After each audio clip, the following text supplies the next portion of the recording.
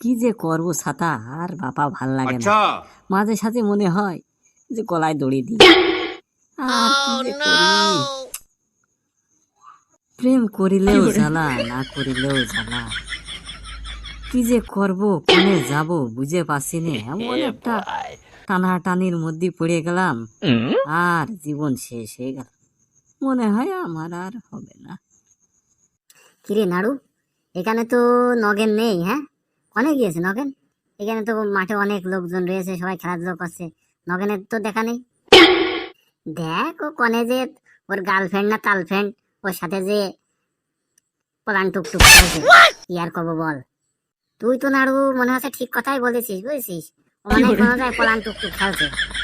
আর ওর দেখা মিলবে না এই জায়গায়, একটা কথা নাকি? চল তো যে দেখি নদীর ধারে। নদীর ধারে পাবি বলছিস? আছে ও ওখানে? হ্যাঁ, যদি না থাকে ফালতু ফালতু যাওয়া হয়ে যাবে না, বুঝছিস? আরে বাবা চল না, আগে দেখি, তারপর না অন্য জায়গা দেখ পানে। অত তোর হাঁটতে কি সমস্যা নাকি? তোর পায়ে কি ফুসকা পড়ে তোর ওই জুতো পরে? কেন মনে হচ্ছে আগে আমি কোনদিন জুতো পরিনি যে আমার পায়ে ফুসকা পড়বে? হ্যাঁ, তুই ফালতু কথা বলিস কি করতে? আচ্ছা, তুই কি দাঁড়িয়ে দাঁড়িয়ে আমার সাথে ঝগড়া করবি না ওরে খুঁজতে যাবি সেটা বল। তুই তো গায়ে ফুসকা পড়ার কথা বলছিস, আবার তুই করছিস যে চল চল। হ্যাঁ, কেন তুই ফুসকা পড়ার কথা বলবি কেন?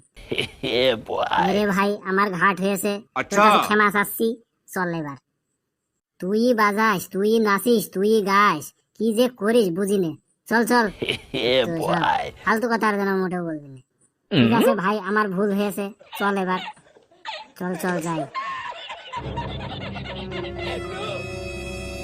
খুব তো এখন জোরে জোরে হাঁটছিস, আরে কনে যে যাবো, জোরে হাঁটলেও দোষ, আস্তে হাঁটলেও দোষ। হ্যাঁ?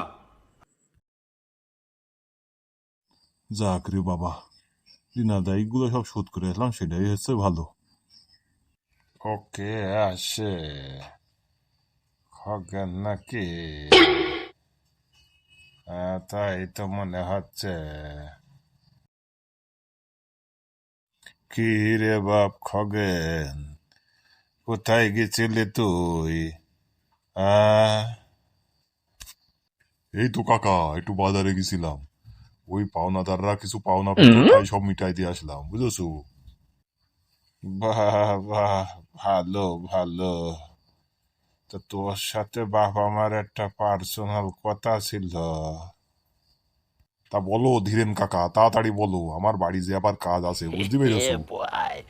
ও আচ্ছা আচ্ছা, বাড়ি যাবার কাজ করবে? হ্যাঁ ধীরেন কাকা, তুমি যা বলবা তাড়াতাড়ি বলো, আমার হাতে সময় নেই, বুঝেছো? বলছি তো, তোর তো মেয়ে বিয়ে দেওয়ার মতো হয়ে গেল, তো মেয়ের কি বিয়ে শাদি দিবি নাকি? সে তো দিতেই হবে ধীরে কাকা, মেয়ে যখন বড় হয়েছে তখন তো বিয়ে শাদী দিতেই হবে। তা তো বটে, তা তো বটে। তা ধীরেন কাকা, তোমার কি দেখাশুনো ভালো সেরকম ছেলেপিলে আছে নাকি? মেয়েটার বিয়ে দিতাম, তাহলে ভালো ঘর, ভালো ছেলে হলি। আছে মানে, আমার না ছেলেই তো রয়েছে, ওর সাথে বিয়ে দিলি তোরও অনেক সুবিধে। বাড়ির কাছে মেয়েটা থাকলো, সবসময় দেখতে শুনতে পারলি, বুঝেছিস? তোর চারিদিক থেকেই সুবিধে হবে। আর আমার নাচ ছেলেটাও তো খারাপ না। তা ধীরেন কাকা, তোমার এই নাচ ছেলে কি করে?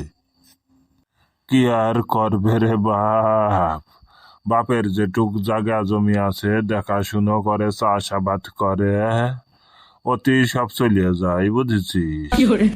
তুই চিন্তা করিস না, তোর মেয়ে সুখেই থাকবে। সে তো বুঝলাম ধীরে কাকা, আমার একটু ভাবার সময় দাও, বুঝেছো? আমার একটু চিন্তা ভাবনা করতে হবে নাকি? ঠিক আছে, তাহলে ভেবে চিনতে দেখ, দেখে আমারে বলিস, বুঝেছিস?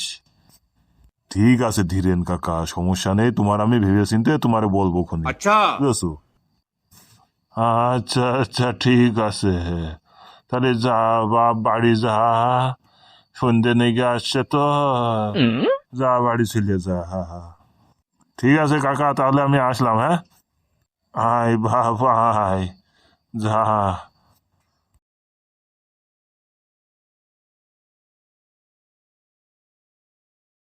দেখেছিস, বললাম না ও নদীর ঘাটেই বসে আছে। দেখ বসে পড়ে কি টেনশন করছে দেখ।